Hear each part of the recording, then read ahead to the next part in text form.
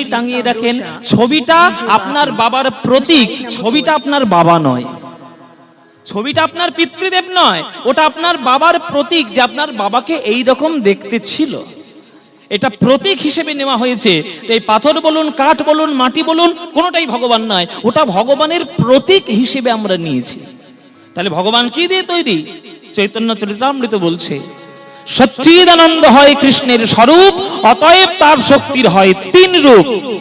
আনন্দাংশে ভাবে মিয়া, সদংশে সন্দিনী, চিদংশে সম্বিদি যারে জ্ঞান করি মানে। সৎ, চিৎ, আনন্দ, এই তিনটে শক্তি দিয়ে ভগবান তৈরি হয়েছে। তাহলে ভগবানও তিনটে, আমরাও তিনটে, সৎ, চিৎ, আনন্দ, সচ্চিদানন্দ। আর আমরা রক্ত মাংস হাড়, আর এই রক্ত মাংসের পিণ্ডটাকে যদি আপনি চিতার কাঠে পুড়িয়ে দেন, তাহলে কি পাবেন? ছাই পাবেন, ধুলো পাবেন, আর কিছু পাবেন? কিছু পাবেন এই দেহের? কবি ওই জন্য গান লিখেছে, শুধু ধুলা শুধু ছাই, মূল্য যার কিছু নাই, মূল্য তারে করো সমর্পণ। শুধু ধুলা শুধু ছাই, মূল্য যার কিছু নাই, মূল্য স্পর্শে তব পরশ রতন, মূল্য তারে করো সমর্পণ। স্পর্শে তব পরশ রতন, মূল্য তারে করো সমর্পণ।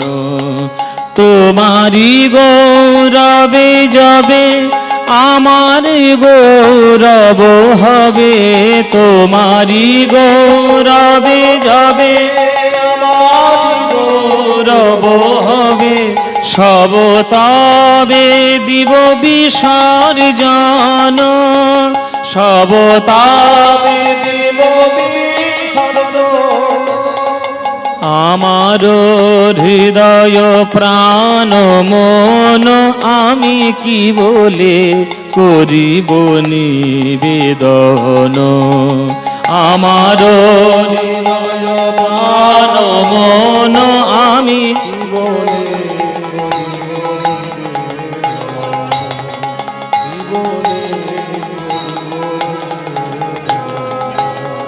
কি বলে করিব নিবেদন।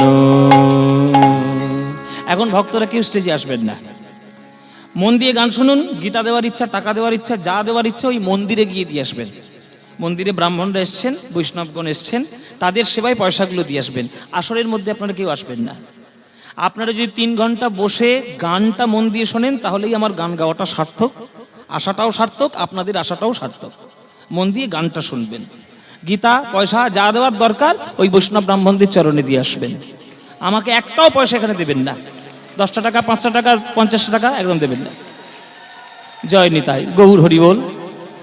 বলছে একটা পরশ পাথর যেমন লোহাকে কখনো বিচার করে না, সে মরিচা পড়া লোহা হোক বা সোনা আমাদের ভালো লোহা হোক, দুটো লোহা দুজনের ঘরে থাকে। একটা লোহা ওই জল্লাদের বাড়িতে মাংস কাটার জন্য থাকে, আর একটা লোহা মন্দিরের মধ্যে আপেল ফলমূল কাটার জন্য থাকে। দুটো লোহাই যদি পরশ পাথরের কাছে যায়, পরশ পাথর কি বিচার করবে যে আমি মাংস কাটার লোহাকে সোনা করব না মন্দিরের লোহাকে সোনা করব? সে সব লোহাকেই সোনা করবে, সব লোহাকে সোনা করবে। সব লোহাকে সোনা করা যেমন পরশমণির কাজ, তেমনি ভগবানের চরণাশ্রিত যে হবে, সে যে ধরনেরই ভক্ত হোক না কেন, ভগবানের চরণের পূর্ণ কৃপা লাভ তার হবেই হবে। কিন্তু একবার যদি চরণের মধ্যে মন প্রাণ সঁপে দাও, আর কিন্তু ফিরে আসা যাবে না, আর কিন্তু ভগবানের চরণ থেকে পালানোর কোনো জায়গা নেই, পালানোর কোনো জায়গা নেই, পালাতে তুমি পারবে না। ভগবান যদি একবার কৃপা করে, তাহলে সে এমন ভাবে কৃপা করবে যে সকল পূর্ণ কৃপা সে পেয়ে ওই রত্নাকর থেকে সে বাল্মীকি হয়ে যাবে। রত্নাকর থেকে বাল্মীকি হবে। ওই রত্নাকর আগে হয়ে যদি ভগবানের চরণে শরণাপন্ন হও, তাহলে বাল্মীকি হতে তুমি বাধ্য। ওই জন্যই মন প্রাণ দিতে হয়। ওই জন্য বলছে যে আমার ওই তো পরশমণি চাই, তোমার চরণরূপী পরশ পাথরটা আমার চাই, চাইলেই সব পেয়ে যাব। আর যার জন্য আমি সোনা হব তার জন্য আমার গৌরব হবে না? তোমারই গৌরবে যাবে আমার গৌরব হবে, তোমারই গৌরবে যাবে আমার গৌরব হবে। ও মায়েরা, তোমরা তো এই গ্রাম বাংলারই মেয়ে, আমিও গ্রাম বাংলারই ছেলে। আমি খুব একটা যে শহরের ছেলে নয়, আমি লক্ষ্মীকান্তপুরের ছেলে। লক্ষ্মীকান্তপুর তো গ্রাম, ওটা কি শহর নাকি যে 5 তলা ফ্ল্যাট উঠেছে? আমিও গ্রাম, তোমরাও গ্রাম। এই গ্রামে গ্রামে, তোমাদের গ্রামে সেই ভাঙাচোরা লোহা সাইকেলে সাইকেলে নিতে আসে, সাইকেলে ভ্যানে আসে না? 1 কেজি ভাঙাচোরা লোহা ক টাকা করে দাম? হ্যাঁ, 20 টাকা, 22 টাকা, 30 টাকা। আচ্ছা, আমি 50 টাকা দিলে দেবে? আমার ওই ব্যবসা আছে, আবার একটা ভাঙা লোহা নেওয়ার ব্যবসা আছে, দেবে তো? আমি 50 টাকা দেবো। 1 কেজি ভাঙাচোরা লোহা তোমার কাছ থেকে 50 টাকা দাম দিয়ে আমি কিনে নিয়ে গেলাম। ব্যবসা আমার কি? আমি ঘরে যাব, দরজা বন্ধ করব, ওই 1 কেজি ভাঙাচোরা লোহায় আমি একটু পরশবাণিক ছুঁইয়ে দেবো। কি হবে মায়েরা? সোনা হয়ে যাবে। এইবার বলো, যে 1 কেজি ভাঙাচোরা লোহা তোমরা আমায় 50 টাকা দিয়েছিলে, আমি এই 1 কেজি সোনা নিয়ে ক টাকায় বিক্রি করব? 1 কেজি ভাঙাচোরা লোহা, 1 কেজি সোনার দাম কত? 80,000। ওটা তো 1 ভরি। 80 কোটি বলে দাও, তবে 1 কেজি সোনা, তাল একটা সোনার কত কোটি কোটি টাকা দাম হয়ে যাবে, কোনো ঠিক নেই। তাহলে এই যে সোনা হলো, গর্ব হলো, কার জন্য হলো? পরশ পাথরের জন্য হলো। তাই তোমরা যারা বসে গান শুনছো, আমরা যারা দাঁড়িয়ে গান করছি, তোমরা আমরা সবাই হলাম মরিচা পড়া লোহা।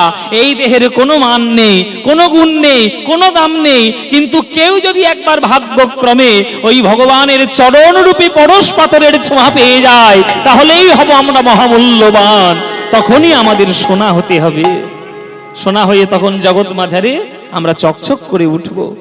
যেমন উঠেছিল চাপাল গোপাল, যেমন উঠেছিল জগাই মাধাই, যেমন উঠেছিল আমার সার্বভৌম, যেমন উঠেছিল আমার কেশব কাশ্মীরি, যেমন উঠেছিল হরিদাস, সেই হরিদাসের মতো, চাপাল গোপালের মতো যদি তোমরা শরণাপন্ন হতে পারো, তাহলে গৌরের চরণরূপী পরশ পাথরের ছোঁয়া পেয়ে একদিন না একদিন সোনা হবে।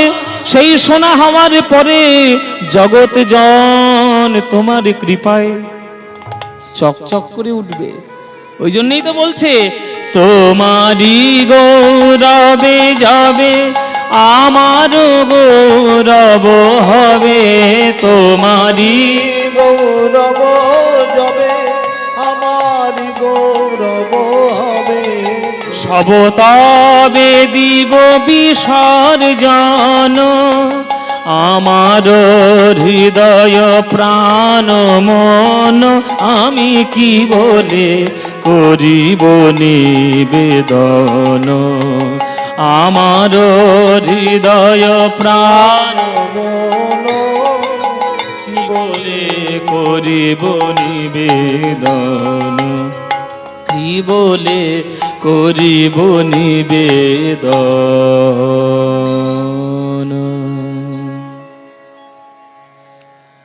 আমি কি বলে করিব নিবেদন, এইরকম রবীন্দ্রনাথ ঠাকুরের গান যদি আপনি হৃদয়ের মধ্যে পান, আর অন্য কোনো গান শুনতে ইচ্ছা করবে?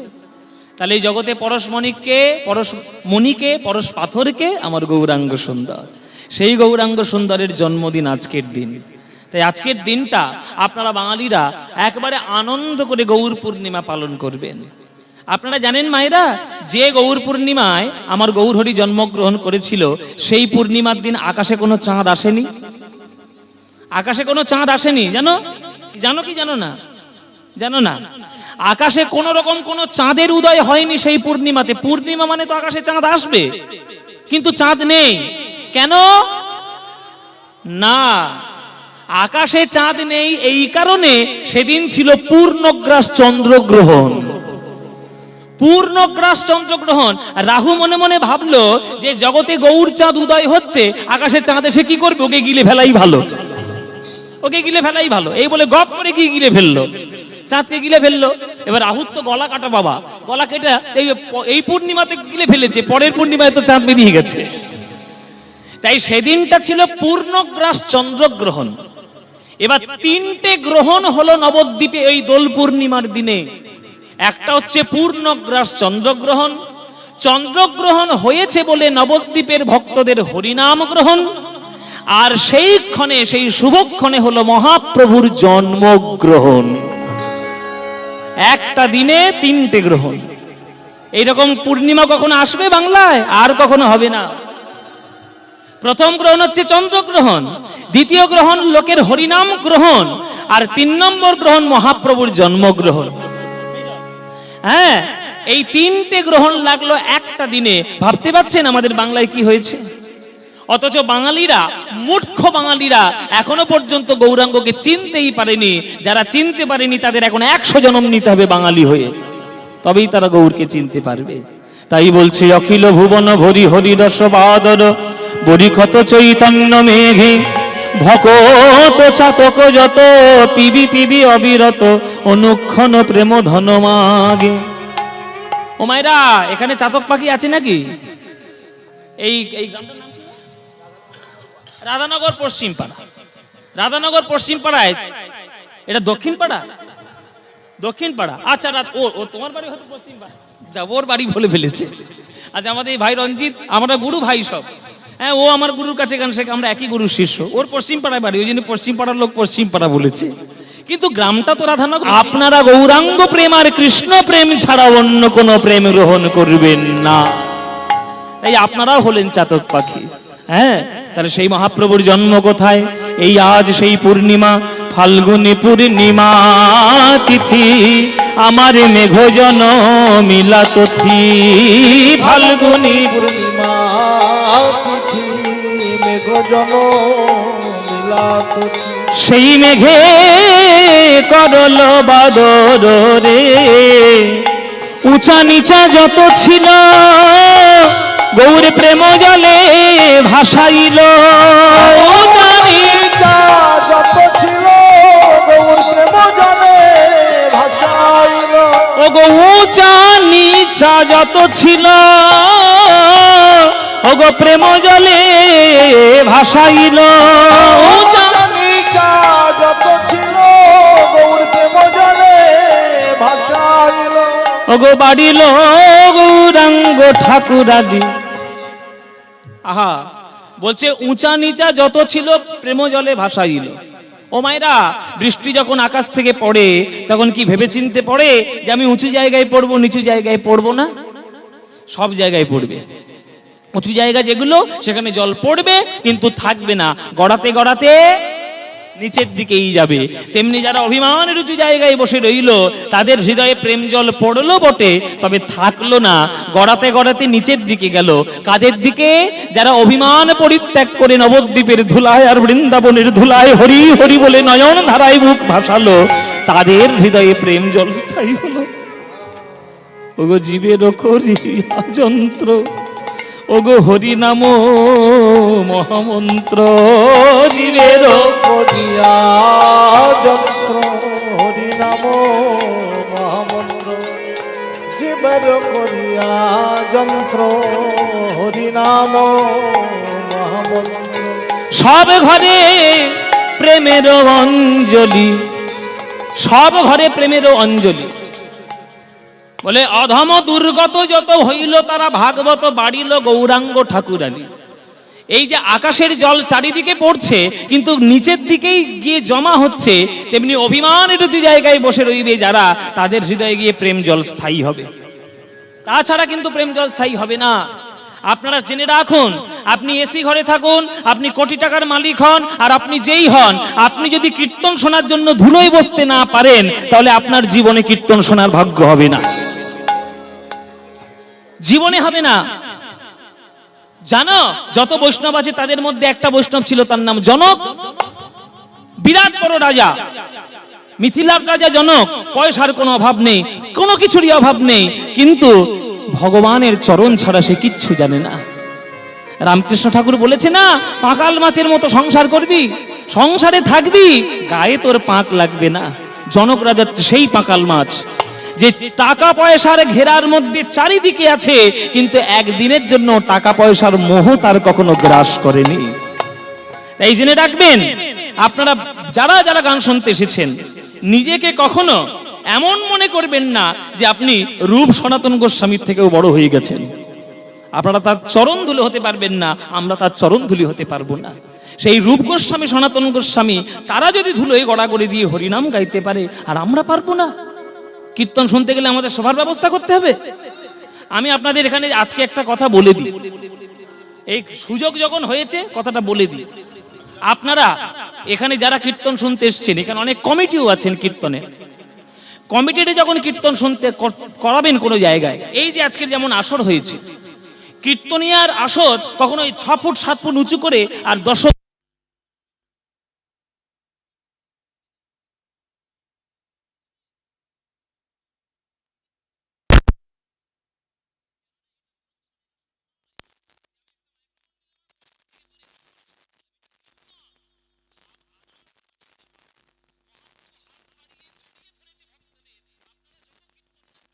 থাকবেন, তত কীর্তন শুনতে ভালো লাগবে।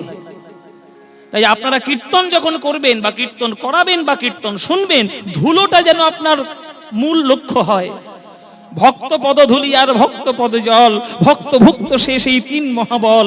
বৈষ্ণবের পদধূলি তাহে মোর স্নান কেলি, বৈষ্ণবের নামেতে উল্লাস, তর্পণ মোর বৈষ্ণবের নাম। বিচার করয় মনে ভক্তি রস আস্বাদনে, মধ্যস্থ শ্রী ভাগবত পুরা। যত কীর্তনিয়ার কাছে আসবে তত গান ভালো হবে, তত সুন্দর হবে। এই যে তত ভক্তি বাড়বে মায়েরা। এই যে আপনারা আমাকে ঘিরে ধরে আগ্রহ ভরে তাকিয়ে আছেন যে কি বলবে, কি গাইবে, আমরা শুনবো, এই আগ্রহটা যদি 100 হাত দূরে চলে যায়, তখন আর গান ভালো হবে না। রূপ সনাতন গোস্বামী চিরকাল ধুলার মধ্যে গড়াগড়ি দিয়ে নিজের পাণ্ডিত্য, নিজের মন্ত্রিত্ব সব ত্যাগ করেছেন। আর আমরা কোথাকার কে? অধমধুর গত যত তারা হইল মহাভাগবত, অধমধুর গত যত হইল মহাভাগবত। বাড়িল গৌরাঙ্গ ঠাকুরালি রে, বাড়িল গৌরাঙ্গ ঠাকুরালি, বাড়িল গৌরাঙ্গ ঠাকুরানি রে, বাড়িল গৌরাঙ্গ ঠাকুরানি। বাড়িল গৌরাঙ্গ ঠাকুরালি। বলে অধমরা নাকি বড় বড় বৈষ্ণব হয়েছে, তার প্রমাণ? বলে প্রমাণ চোখের সামনে আছে। জগাই মাধাই পাপী ছিল, তারাও প্রেমে উদ্ধারিল। জগাই মাধাই পাপী ছিল, তারা প্রেমে উদ্ধারিল। হেন জীবের বিলাবল দয়ারে, দাস সদানন্দে বলে আমি মিছে রইল মায়ার জালে। দাস সদানন্দে বলে মিছে রইল মায়ার জালে। প্রভু মোর দেহ পদ ছায়া, আহা প্রভু মোরে দেহ পদ ছায়া। অধমরা নাকি বড় বড় বৈষ্ণব হয়েছে, তার প্রমাণ হলো জগাইয়ার মাধাই। কিছু মনে করবেন না বাবা, আমি তো সত্যি কথা বলবো। আপনাদের যার গায়ে ঝাল লাগবে লাগবে, আমার কিচ্ছু যায় আসে না। যার গায়ে ঝাল লাগবে লাগবে, আমি সত্যি কথা বলবো বলে এসেছি। আমার বাড়ি থেকে আজকের যখন বেরিয়েছি, আমার বাড়ির থেকে এই আপনাদের রাধানগর পর্যন্ত, আজকের দোলের দিন তো, আজকের যে কটা জগাই মাধাই আমি দেখে এসেছি রাস্তার উপরে, আমি যদি কাউন্ট করতাম, গিনিস বুকে একটা নাম উঠে যেত বাংলায় যে কটা জগাই মাধাই থাকতে পারে। এখনকার দিনের যুবক সমাজদের, যুব সম্প্রদায়, তার সঙ্গে এই বুড়োগুলোও কিছু আছে, কিছু মনে করো না বাবা, এই বুড়োগুলোও কিছু আছে। তাদের কাছে উৎসব, তাদের কাছে পুজো, তাদের কাছে আনন্দের মূল বিষয় হচ্ছে মদ্যপান করা। প্রত্যেকটা পুজোতে, কালী পুজো, লক্ষ্মী পুজো, দুর্গা পুজো, দোল, পয়লা বৈশাখ, তাদের প্রথম বিষয় হচ্ছে তারা মদটা খেতে পারবে কিনা। বিয়ে বাড়ি, ছাদ্য বাড়ি থেকে শুরু করে সব। এইটাই যদি তোমাদের মূল লক্ষ্য হয়, তাহলে তোমরা ওই পশুদের থেকেও কম কিছু নও। পশুরাও যেমন নিজেদের জীবনের লক্ষ্য জানে না, তোমরাও নিজেদের জীবনের লক্ষ্য জানো না। জগাই মাদাই তোমরা। আমরাও সবাই জগাই মাদাইয়ের মতো আচরণ করছি। শুধু মদ্যপান করলেই যে জগাই মাদাই হয় তা নয়, নিজের জীবনের কর্ম এত নিম্ন রুচি চলে যায় যে আমরা জগাই মাদাই হতে বাধ্য হয়ে যাই। জগাই মাদাই কেমন আচরণ করতো জানেন বাবা? বলছে ব্রাহ্মণ হইয়া করে মদ্যপ মাংস ভক্ষণ, চুরি ডাকা পর গৃহদাহ সর্বক্ষণ।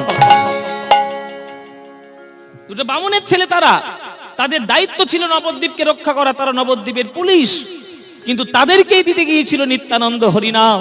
ওরে জগাই, ওরে মাধাই, একবার হরি বল বল, একবার হরি বল বল। অমনি ওই কানা ছিল পড়ে রাস্তার পাশে, সেইটা নিয়ে মেরেছে একেবারে নিত্যানন্দ।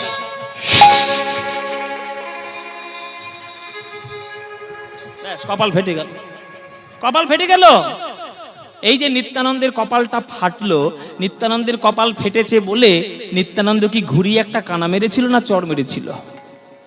জগাই মাধাইয়ের হাতে ধরে বলল, রে জগাই রে মাধাই রে, মেরেছিস কলসের কানা, তাই বলে কি প্রেম দেব না?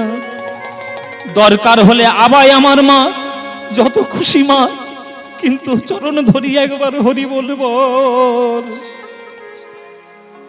নিতাই যদি করুণা না করতো, আজকের জগাই মাধাই বৈষ্ণব হতে পারত? ট্রেনে গায়ে গা লেগে গেলে ঝগড়া কেমন হয়, ক্যানিং লোকাল আর লক্ষ্মীকান্তপুর লোকাল বোঝা যায়। আমি তো এই দেশেরই ছেলে, আমি তো 28 বছর শুধু যাতায়াত করেছি ট্রেনে। এখন না হয় আমি একটা গাড়ি কিনতে পেরেছি, গাড়িতে করে যাই। একটা গায়ে গা লেগে গেছে, তাতেই যা ঝগড়া, সাংঘাতিক অবস্থা। তাহলে নিত্যানন্দ একটা হরিনাম দিতে গিয়ে তার কপালটা ফাটলো, কই সে তো বললো না, সে তো মানলো না। এই রকম আচরণ যদি জীবনে না আসে, তাহলে বৈষ্ণব হতে পারবে না, প্রেম নিতে পারবে না। হ্যাঁ, জগাই মাধাই পাপী ছিল, তারাও প্রেমে উদ্ধারিল। হেন জীবের বিলাবল দয়ারে, দাসে সদানন্দে বলে, মিছে রইনুর মায়ারে জালে। দাস সদানন্দে বলে, মিছে রইনুর মায়ার জালে। প্রভু মোরে দেহ পদ ছায়া গো, চরণ ছাড়া করো না, ছাড়া করো না। তোমার চরণে শরণে নিলাম, চরণ ছাড়া করো না। চরণে শরণ নিলাম, চরণ ছাড়া করো না। তোমার চরণে শরণ নিলাম জনমের মতো, চরণে শরণ নিলাম জনমের মতো।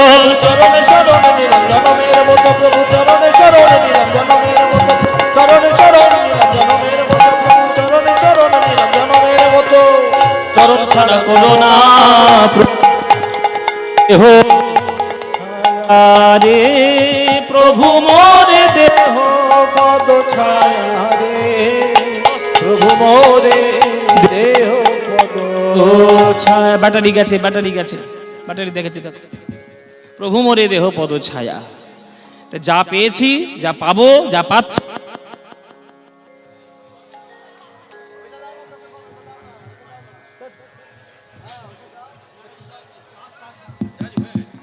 এটা বোধহয় ব্যাটারি হয়ে গেছে।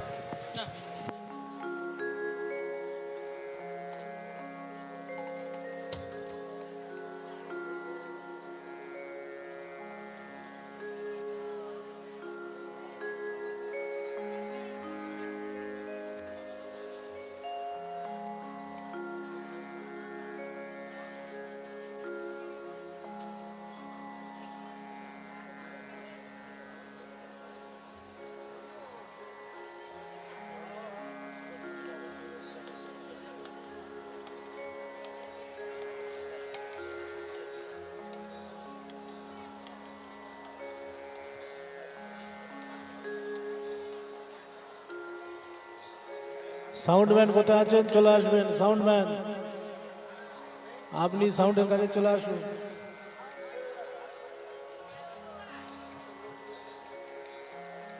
সাউন্ডম্যান কোথায় আছেন? আপনি সাউন্ডের কাছে চলে আসুন। Hello hello, hello hello hello. তাই দাস সদানন্দে বলে, মিছে রইন মায়ার জালে, প্রভু মোরে দেহ পদ ছায়া গো। হ্যাঁ, প্রভু মোরে দেহ পদ ছায়া গো। ও প্রভু মোরে দেহ পদ ছায়া গো। ও প্রভু মোরে দেহ পদ ছায়া গো।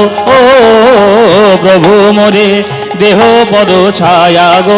ও প্রভু মোরে দেহ পদ ছায়া গো। ও প্রভু মোরে দেহ পদ ছায়া গো। প্রভু মোরে দেহ পদ ছায়া গো। প্রভু মোরে হে দেহ পদ ছায়া গো। ও ও দেহ পদ ছায়া। আমরা গৌরচন্দ্রিক আস্বাদন করলাম। আজকের গৌরহরির জন্মদিনে গৌরহরির একটা গৌরচন্দ্রিকা দিয়ে আমরা আস্বাদন করলাম। তাই আপনারা বাঙালি, আমরা বাঙালি, যেখানেই যাব বাঙালিদের জয় জয়কার চিরকাল আছে। তবে বাঙালিরা ধীরে ধীরে নিজেদের জিনিসগুলো ভুলতে শুরু করেছে। আপনারা বাঙালি হয়ে একটু বাঙালি হয়ে থাকার চেষ্টা করুন। বেশি বিদেশিদের দিকে নিজেদের মনকে মজাবেন না বাবা। হ্যাঁ, বাঙালি হয়েছেন, সকালবেলা করে পান্তা ভাত খেতে শিখুন, সকালবেলা করে বিরিয়ানি খাবেন না।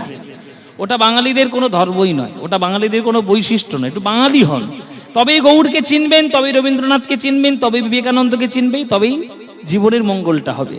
তাই গৌরাঙ্গ মহাপ্রভু, বাবা চাষ হচ্ছে না, ও মা, তাহলে ধানগুলো কি করে হচ্ছে? ঠিক মানতে হবে। দেখুন, আমার কথা হলো যে বাঙালি হন, বাঙালির বৈশিষ্ট্যগুলো বাঙালিরা যদি ধরে না রাখতে পারে, তাহলে আর অন্য কেউ কি ধরে রাখবে? তাই গৌর হচ্ছে প্রকৃত বাঙালি। তাই সেই গৌরের চরণে আপনারা মন প্রাণ নিবেদন করবেন। সকাল হোক, সন্ধ্যা হোক, রাত হোক, দিন হোক, যেখানে হোক, সময় হলেই, সুযোগ পেলেই গৌরাঙ্গের নাম গাইবে। ভজ গৌরাঙ্গ কহ গৌরাঙ্গ, লহ গৌরাঙ্গের নাম রে। ভজ গৌরাঙ্গ লহ গৌরাঙ্গের নাম রে। যে জনা গৌরাঙ্গ ভজে সে হয়। যাক, আমার একটা দায়িত্ব থেকে আমি বাঁচলাম এইবার। এদের বলতে হলো না, এমনিই গাইছি। বাহ বাহ, খুব ভালো, খুব সুন্দর। মাইরা, এই গানটা ভালো লাগে তো? সত্যি ভালো লাগে। এই ভজ গৌরাঙ্গ কহ গৌরাঙ্গ, লহ গৌরাঙ্গের নাম রে।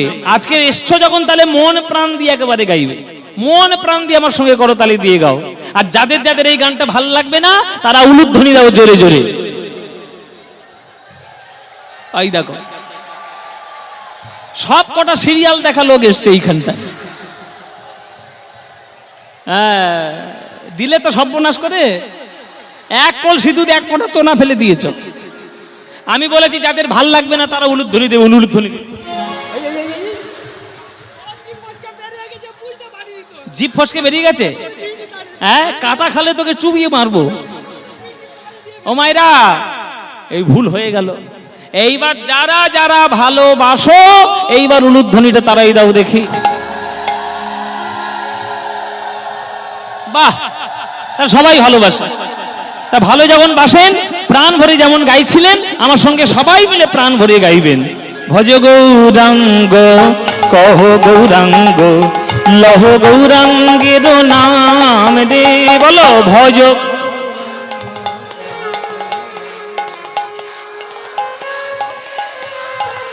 আহা, যে জনা গৌরাঙ্গ ভজে সে হয় আমার প্রাণ রে। বলো যে।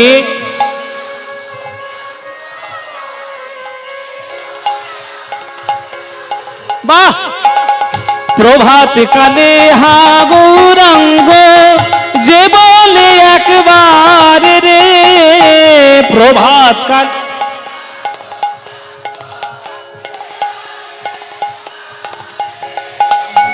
সেই জন আমার হয়, আমি হই তার রে। বলো সেই জন। বাহ, এবার হাত তুলে সবাই ভজ গৌরাঙ্গ কহ গৌরাঙ্গ, কহ গৌরাঙ্গের নাম রে। ভজ গৌরাঙ্গ, কহ গৌরাঙ্গ, কহ গৌরাঙ্গের নাম রে। আহা যে জনা গৌরাঙ্গ ভজে সে হয় আমার প্রাণ রে, যে জনা গৌরাঙ্গ ভজে সে হয় আমার প্রাণ রে। আহা ভজ গৌরাঙ্গ, উলুধ্বনি উলুধ্বনি কহ গৌরাঙ্গের নাম রে। ভজ গৌরাঙ্গ, কহ গৌরাঙ্গ, কহ গৌরাঙ্গের নাম রে। ভজ গৌরাঙ্গ, নিতাই গৌর হরি। ভজ গৌরাঙ্গ, কহ গৌরাঙ্গ, কহ গৌরাঙ্গের নাম রে। বলো আনন্দ হয়েছে কিনা? হয়নি? এই আনন্দ আর কোথাও পাবে? এই আনন্দ পেতে গেলে প্রত্যেক বছর এই দেবুবাবুর বাড়িতে কীর্তন শুনতে আসতে হবে। আসবেন প্রতি বছর? আসবেন তো?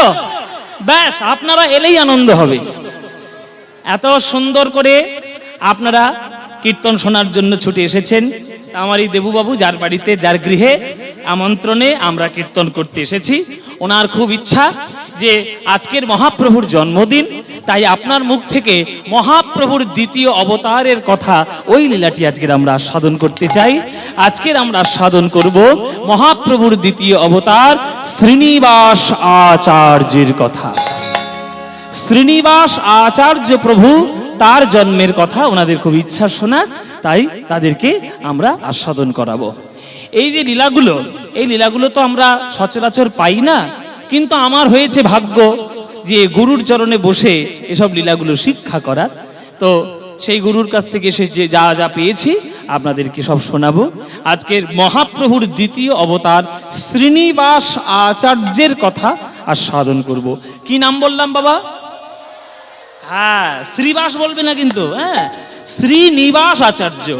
আমাদের বৈষ্ণব জগতে এবং আমাদের কীর্তন জগতে তিনি আচার্য প্রভু নামে খ্যাত। এবার এই আচার্য প্রভু আমাদের মনোহর শাহী ঘরানার কীর্তনের জনক।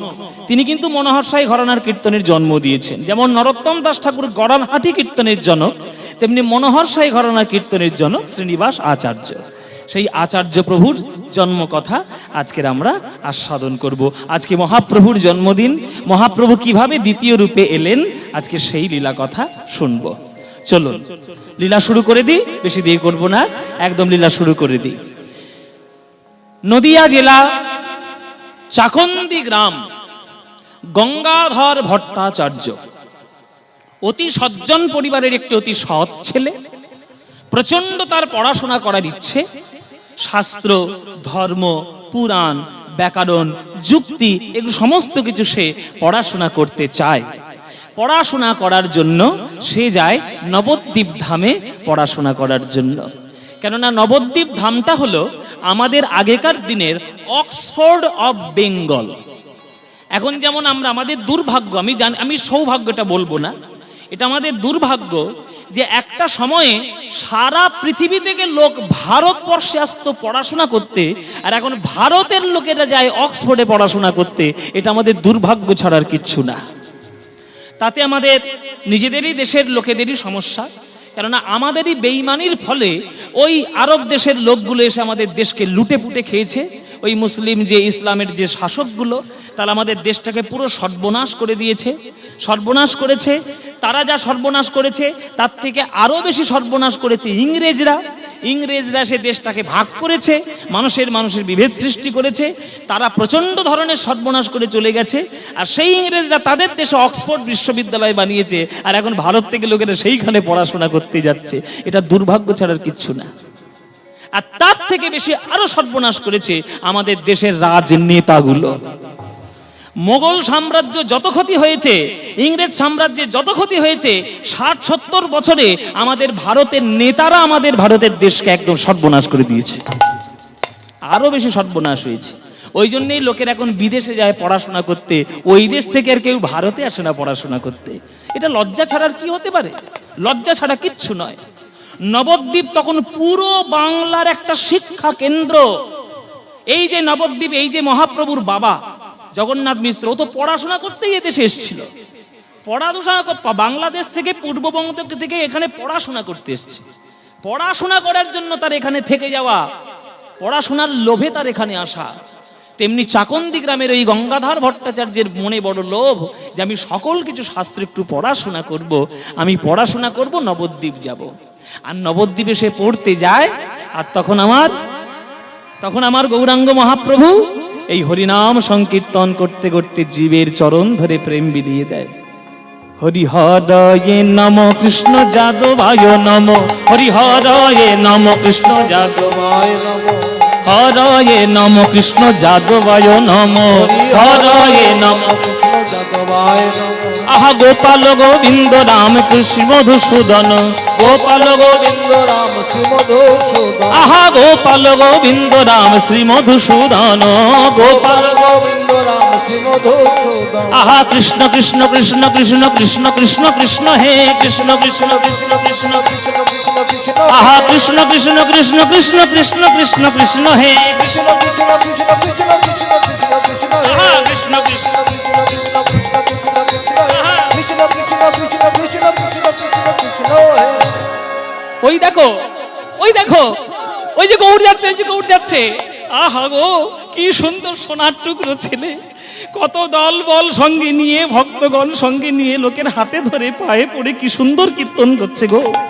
আহা, না আছে তার পৈতের অহংকার, না আছে তার পাণ্ডিত্যের অহংকার।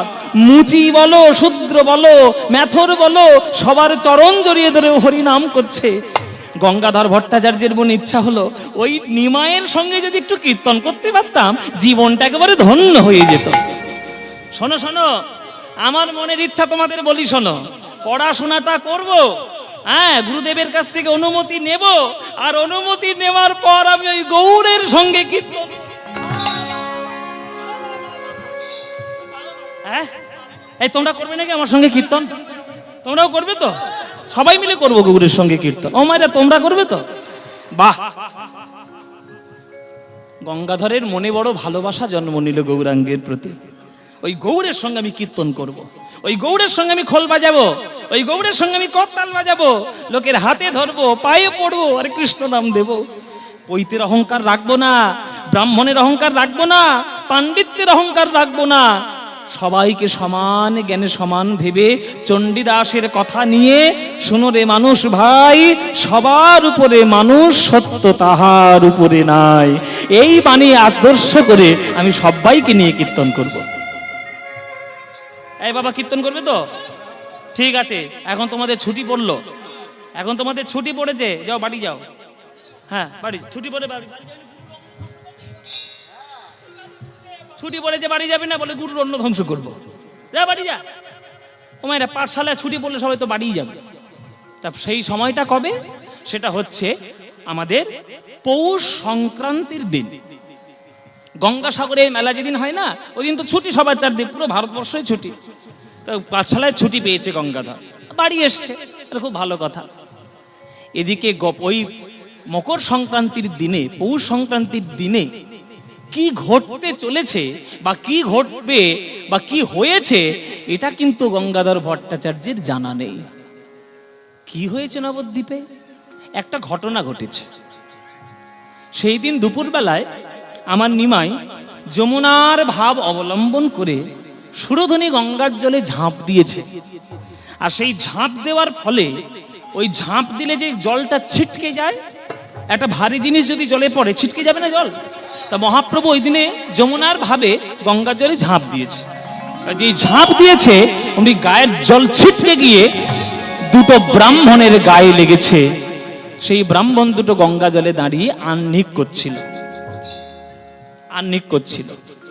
যমুনার ভাবে আমার গৌর হরি কৃষ্ণ কৃষ্ণ বলে আজ ঝাঁপ দিয়ে পড়লো ওই গঙ্গার জলে। ওই জলের ছিটা লাগলো ব্রাহ্মণের গায়ে। নাম কি? বাড়ি কোথায়? অস্পৃশ্য নরকের কীট। দাঁড়িয়ে আমরা গঙ্গার জলের মধ্যে আমরা এখানে আহ্নিক করছি, এমন অসভ্যের